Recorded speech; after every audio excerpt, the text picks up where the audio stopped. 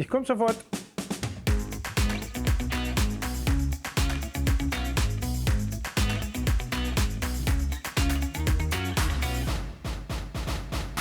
Unterwegs mit ist powered by itteam.at und Löhlein Classics. Christian Geisdörfer, jetzt erlebst du etwas Spannendes. Du fährst im Auto mit einem Holländer ohne Wohnwagen. Ja, schön. Und zum Glück auch ohne gelben Nummernschild, weil sonst würden uns alle anhupen. Weißt du, wie lange ich diese verdammte Holländerwitze schon anhören muss? So über 20 Jahre, immer die gleiche, aber... Und auch, wir sagen im Voraus, wir fahren jetzt in meinem EQE Mercedes. Das ist Fluchen in der Kirche bei Oldtimer-Liebhaber. Auch bei dir, das weiß ich, weil du hast nichts mit E-Autos, oder? Wenig, ganz wenig. Ja. Ich bin überzeugt davon, dass es für E-Autos Bereiche gibt, wo sie Sinn machen. Aber niemand hat die Frage gestellt, nach Distanz zu fahren mit dem E-Auto. Und wir alle wissen das Problem mit den Batterien und mit der Reichweite. Und da muss ich sagen, da hat Obwohl man... ich kann 430, 450 Kilometer locker immer fahren. Der könnte über 500. Ich fahre auch nicht so schnell, muss ich sagen. So, das geht dann bei mir einigermaßen noch. Ich habe noch keine Probleme damit gehabt, aber... Ja, aber das Problem ist immer, dass die Stationen nicht unendlich verfügbar sind. Und meistens ist halt so, dass du dann nachladen musst, wenn es gerade nicht passt, oder wenn du Zeitdruck hast oder die Dinger defekt sind oder belegt sind. Also aber zum Glück bin ich über 60 und ich muss manchmal pinkeln.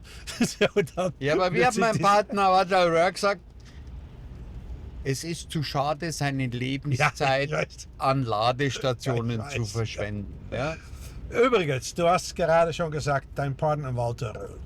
Was für gewaltige Zeiten habt ihr erlebt? Unglaublich. Wenn du zurückschaust auf dein Leben, dann musst du doch auch denken, Mann, war ich ein Glücksvogel. Du hast dafür gearbeitet, du hast auch viel Risiko in deinem Leben gelaufen, weil das war nicht ohne, das zu tun. Aber was für eine schöne Zeit. Es war die beste Zeit und ich muss sagen, ich bin sehr, sehr dankbar, dass ich diese Zeit erleben durfte, weil das ist ein Abschnitt gewesen, den kann man auch nicht mehr wiederholen, weil der Sport sich so verändert hat, die ganze Welt sich so verändert hat, dass es so nicht mehr gehen würde.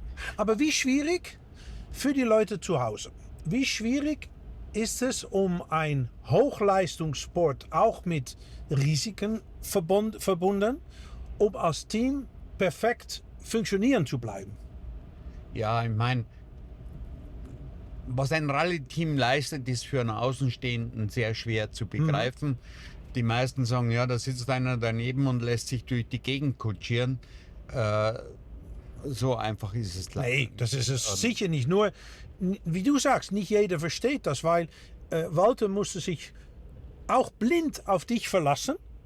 Du musst dich blind auf ihn verlassen, weil du schaust auf ihr habt damals noch Notizbücher gehabt, die du selbst geschrieben hast. Hat man übrigens heute noch. Ja, Nur genau. Das ganze System hat sich insofern verändert, dass heute ist eine Rallye-Weltmeisterschaft viel, viel kürzer. Ist vielleicht ein Drittel von dem, was wir gefahren sind. Ja. Und die Trainings haben sich verändert. Das heißt, die fahren jetzt mit maximal 60 km/h drüber, haben ich weiß nicht, wie viele Kameras dabei, um die Strecke zu filmen aus verschiedensten Positionen und machen dann Videositzungen ohne Ende auf den Hotelzimmern, um also sich da die Strecke mit dem Gebetbuch entsprechend visuell einzuprägen. Aber das Gebetbuch, das ist im Prinzip das Gleiche geblieben. Ja, aber du hast da auch eigentlich, ohne dass du dir am Anfang selbst davon bewusst warst, aber du hast eine große Rolle gespielt in die Gebetsbücher, die es jetzt noch gibt. Weil du hast es am Anfang deiner Karriere, als du noch sehr jung warst, hast du es anders gemacht, als man damals gewohnt war, oder? Ja, weil wenn man jung ist, lernt man ja Dinge. Und dann muss man halt in der Lage sein, auch Dinge zu verändern, macht Möglichkeit zum Besseren. Und das alte System, was mir damals gelernt worden ist, hatte schon eine Grundquote von Fehlermöglichkeit, die dann natürlich auch eingetreten ist. weil wenn das Auto gesprungen ist oder in ein Loch reingefahren ist, also hast du dieses Gebetbuch vor den Augen verloren und wie du dann wieder zurückgekommen bist, warst du dir natürlich nicht mehr sicher, in welcher Zeile du bist. Und du bist schon bei der nächsten Notiz. Ja, und hast natürlich einen Blödsinn vorgelesen. Das hat mich wahnsinnig gestört und darum habe ich auch das System verändert. Das heißt, Kannst du in einfacher Sprache erklären, dass jeder, der keine Ahnung von Rallye fahren hat, der das versteht, was Ja. du geändert hast? früher hat man die Gebetbücher von unten nach oben geschrieben in 3 Blöcken auf so DIN A4 Studienblocks.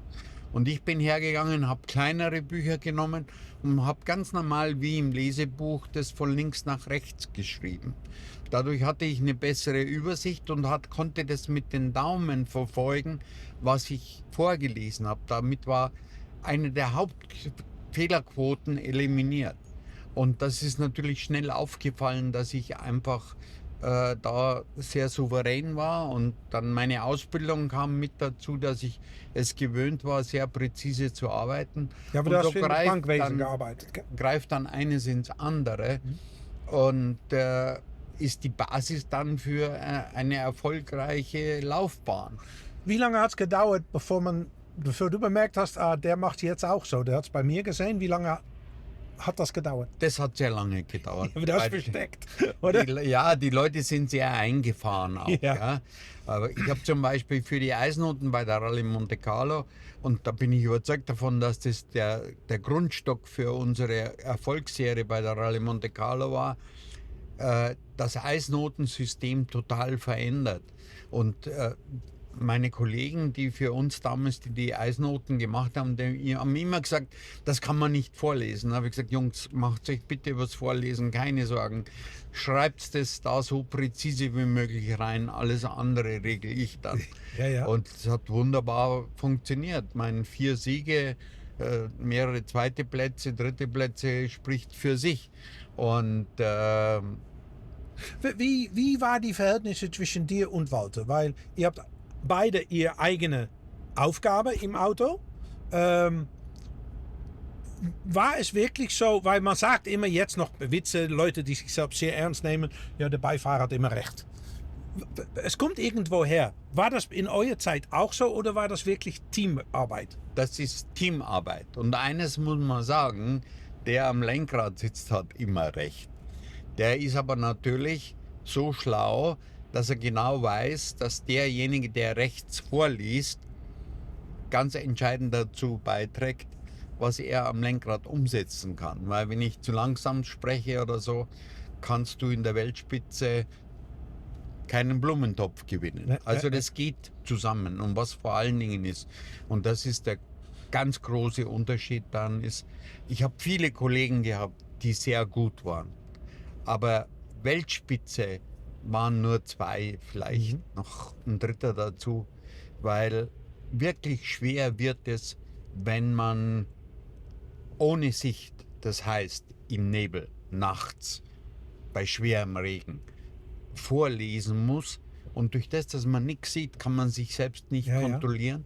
Also muss man das, was der Körper empfindet, nämlich den Druck von den Kurven, von den Löchern, von den Wellen, entsprechend umsetzen und das dann ins Verhältnis bringen zum Aufschrieb, weil man liest ja immer mindestens eine Kurve voraus und dadurch vom Gefühl her ist man immer zu spät dran, man muss aber den Rhythmus halten, um eben vorne zu bleiben. Und das ist das Große. Und der Fahrer muss genau wissen, wann du eine Notiz aussprichst, sodass er weiß, dass das immer auch gleich ist. Dass das ganz einfach gesagt, dass es immer 400 Meter vor der Kurve, der du aussprichst. Oder ist das auch nicht so? Ich kann 400 Meter wäre ein bisschen weit. Ja. Ich muss das natürlich auch nach der Geschwindigkeit vorlesen. Das heißt, wenn ich 170, 180 fahre, muss ich entsprechend schnell sprechen, aber trotzdem deutlich und entsprechend früh dran sein. Wenn ich eine Kurvenkombination im zweiten Gang fahre mit 70 oder 80, kann ich mir entsprechend Zeit lassen. Das ist leicht, weil es entsprechend markant um die Ecke geht. schwierig ist es, schnelle Passagen zu lesen und rechtzeitig dran zu sein, sodass er noch Zeit hat zu reagieren. Weil nach schnellen Passagen kommen immer fürchterliche Ecken. Und dem muss ich frühzeitig sagen, dass er Zeit hat zu bremsen, runterzuschalten, was wir damals noch mussten, um dann dieses Eck zu erwischen. Ja? Und Du weißt, das sind auch alle Freunde von dir, ich habe unglaublich viel auch mit Rundstreckemeister zu tun und unglaublich viele Gespräche. Und wenn wir dann zum Beispiel etwas veröffentlichen, sei im Fernsehen oder ins Internet, dann kommen immer diese Kommentare von Leuten und da höre ich nicht selten, zum Beispiel, ich will keine Namen nennen, aber von Legende auf der Rundstrecke, dass man sagt, es gibt nur einen Meister, der war viel besser als die Rundstrecke-Leute, das ist der Walter Röll. Ja. Wie gut war Walter eigentlich? Also, ohne dass man das jetzt falsch versteht, aber ich muss sagen, ich kenne zwei oder habe gekannt, weil der Ayrton Senna ist leider tödlich verunglückt. Das war für mich der absolute König auf der Rennstrecke, weil er einfach im Regen über Wasser gehen konnte. Und ich habe ihn selber kennengelernt, weil ich mit ihm gearbeitet habe. Ein ganz, ganz toller Mensch war. Und auf der anderen Seite ist es Walter Röhrl, der nicht aus Blauem heraus Fahrer des Jahrzehnts und des 100-jährigen, wobei das ein bisschen hochgegriffen ist, weil 100 Jahre Rallye-Sport haben wir nicht. Aber er ist derjenige, der bei der Rallye über 10 Jahre den Sport dominiert hat, wie jetzt vielleicht ein Sebastian Ogier, wie vor ihm der Sebastian Loeb. Ja. Aber der Walter hatte eben einfach dieses absolute Gefühl und er ist nicht nur Rallye gefahren und das auf Schnee, Eis, Asphalt, Schotter, immer vorneweg, sondern auch Rundstrecke. Ja. Und er ist am Nürburgring Fabelzeiten gefahren, er ist in Le Mans gefahren, wobei man selber sagt, Le Mans macht keinen Spaß, da geht es zu viel geradeaus. Das sind zu wenige Kurven. Und Autofahren entscheidet sich in Kurven und nicht auf der Geraden. Geradeaus fahren kann jeder. Ja. Aber das sind mit Abstand die zwei größten Piloten, die es jemals gab. Aber auch menschlich, weil ich glaube auch, wenn es menschlich nicht stimmt mit jemand, wenn du und Walter einander nicht riechen können, aber sagen, okay, aber es ist ein Geschäft, wir machen das, weil das Mentale ist natürlich viel wichtiger, als man denkt. Ja, es kommt ja mit dazu. Also in einer vollen Rallye-Saison, Rallye-Weltmeisterschaft, was ja mit sehr viel Reisen zusammenhängt, verbringt man zwischen 180 und 250 Tagen zusammen. Das heißt, es gab Zeiten, da kannte ich ihn besser wie seine Frau. Ja. Und wenn man sich da nicht gut versteht und auch eine gewisse Toleranz gegeneinander hat, kann es nicht funktionieren. Der Walter ist immer um 9:30 schlafen gegangen. Ich war einer, der eher um 11, halb 12, manchmal auch später gegangen ist. Ja? Ich war aber immer pünktlich da. Er konnte sich immer auf mich verlassen. Ja. Und ich habe auch alles drumherum beim Training organisiert. Aber du warst auch sehr ernsthaft.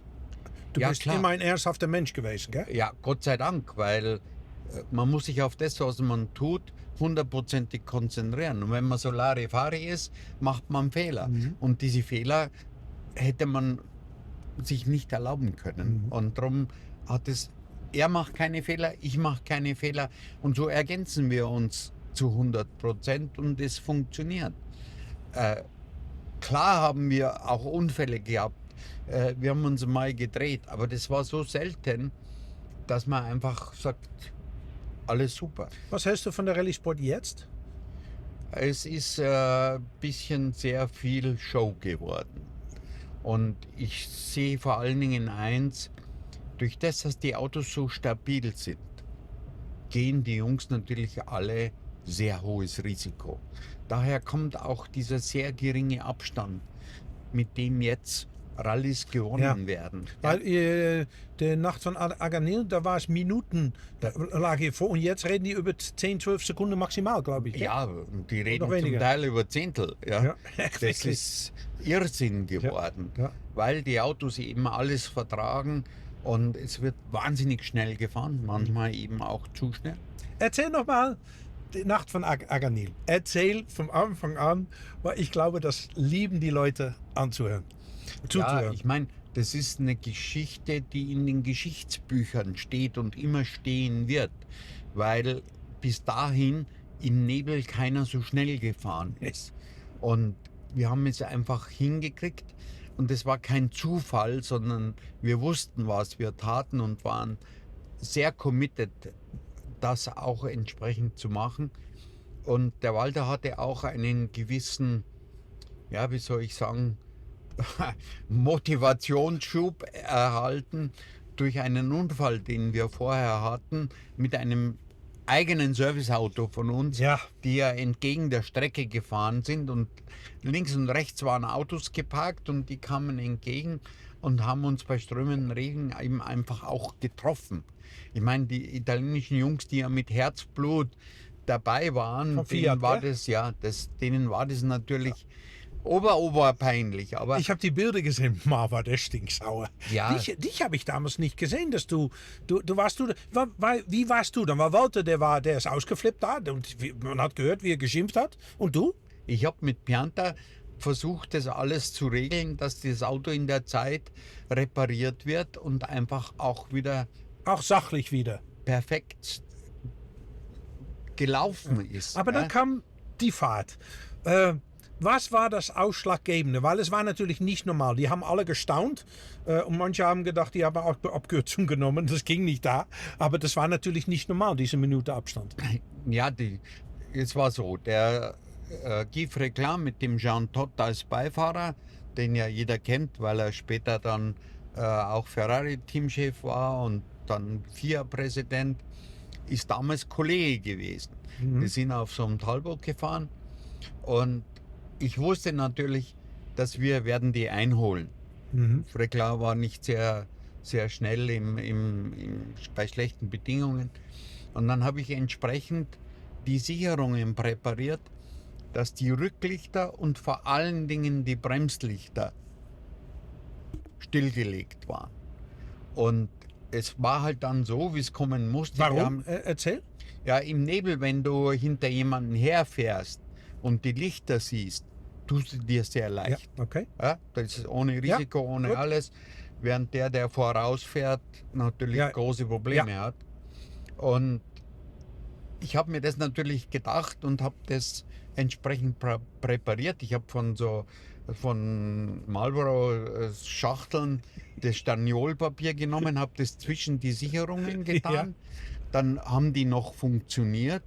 Und dann konnte ich die auf der Prüfung einfach rausziehen und dann war hinten finster. Und dann fährst du keinem mehr nach. Das Übrigens, ist- wenn man das jetzt machen würde, würde es dann disqualifiziert? Weil das Auto dann nicht mehr konform Reglement ist? Nein, Oder nein. nicht? Nach der Prüfung durftest du dir wieder rein. Ja, aber ich meine, wenn man sich erwischt. Ja, der kann dich ruhig erwischen. Das kann ja passieren, dass das rausfällt. Das sind ja Ja, das war Schlauigkeit. Sicherungen, die ja zwischen zwei Metallbügeln hängen. Ja, ja. Und es kam dann natürlich, wie es kommen musste. Nach 1,5 Kilometern nach einer Kehre haben wir die beiden überholt und sind dann natürlich unseren Rhythmus weitergefahren. Und dann habe ich die Sicherungen raus und dann waren die weg auf einmal. Ja? Weil du das vorne, das Licht alleine ist zu Ja. wenig. Ja, ja, ja, Der ja. Nebel frisst es, du hast nur Ja. noch einen hellen Schein. Und dann kannst du da, weil du nicht merkst, wo bremst er jetzt, warum, und dann verlierst du Kontakt. Und das Wann geht sehr wusstest schnell. du, wir machen etwas ganz Besonderes hier? Ja, ich während der hatte, Fahrt? auf der Prüfung hatte ich ein sehr gutes Gefühl, weil ich habe den Aufschritt nicht verloren. Ich war immer am Punkt drin und dadurch war mir klar, das wird außergewöhnlich. Dass es so viel geworden ist, 4 Minuten 50. Und der zweite war der Björn Waldegard auf Mercedes damals. Das war auch kein Nasenbohrer. Nee. Das war natürlich Schock für alle. Und da erst kamen dann Gerüchte auf, ja, Zeitfehler, aber es hat alles gestimmt. Und mit dem Mechaniker habt ihr richtig gut gefeiert, weil dann war die Ärger war vorbei natürlich. Naja, so schnell geht es noch nicht, weil Arganil, da war noch ein Tag Ja. zu fahren. Aber es war ganz außergewöhnlich. Und bei dieser Rallye Portugal wurde dann auf der Rennstrecke die Abschlussprüfung zum Slalom gemacht. Es war voll Haus, war natürlich eine Mordskulisse. Und so eine Rallye damals zu gewinnen, war schon sehr herausragend. Noch dazu, wo unser Teamkollege Marco Alén und der Ilkka Kivimäki ja praktisch ein Abo hatten, Portugal zu gewinnen, weil der hat immer so viel Glück gehabt. Ja. Und das war halt ein Jahr, was für die beiden nicht gepasst hat. Umso schöner war es für uns und war sicher einer der großen Bausteine für den Gewinn der Weltmeisterschaft 1980. Wie alt warst du, als du aufgehört hast? Wie ich aufgehört habe, war ich 38. War das eigentlich, aus welchem Grund? Weil du hättest als Beifahrer, du hättest das wahrscheinlich noch länger machen können. Oder gibt es da auch, wie bei Fußball und auch wie ein Beispiel in der Formel 1, jetzt ist Alonso und Hamilton sind über 40 oder Hamilton ist 40. Da sagt man, ja, das ist so die Grenze. War das damals auch so als Beifahrer oder nicht? Das Alter hat keine Rolle gespielt. Nur es sind zwei Dinge passiert. Die Gruppe B ist abgeschafft worden. Das heißt, wir sind wieder auf seriennahen Autos gefahren. Das war, wie wenn ich von einem Rennmotorrad auf ein Moped umsteige. Also alles so in super Zeitlupe, relativ langsam. Also das konnten dann wieder sehr viele machen. Vorher warst du Elite, absolute Elite, weil es nicht viele gab, die in so einem Auto arbeiten konnten und auch nicht viele Fahrer gab, die ein 550 PS Auto beherrschen konnten. Hast du ein Idol in der Formel 1? Ich hatte mal Senna und dann Michael Schumacher ist klar. Es gibt irgendwann einen Holländer, glaube ich, gell? Der ist ziemlich gut, gell? Ja, auch, aber witzigerweise, ich respektiere das, der macht großartige Dinge und ist sicher einer, oder wenn nicht der Beste in der Formel 1, weil er ein unheimliches Gefühl fürs Auto hat, Dinge macht, wo andere scheitern. Also er ist sehr, sehr außergewöhnlich. Keine Diskussion Aber ich spüre ein Aber.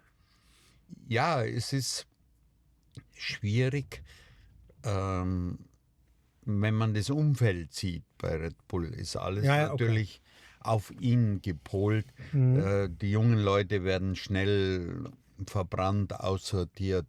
Denen sollte man vielleicht ein bisschen mehr Chance geben, sich durchzusetzen und nicht gleich aussortieren. Aber das ist...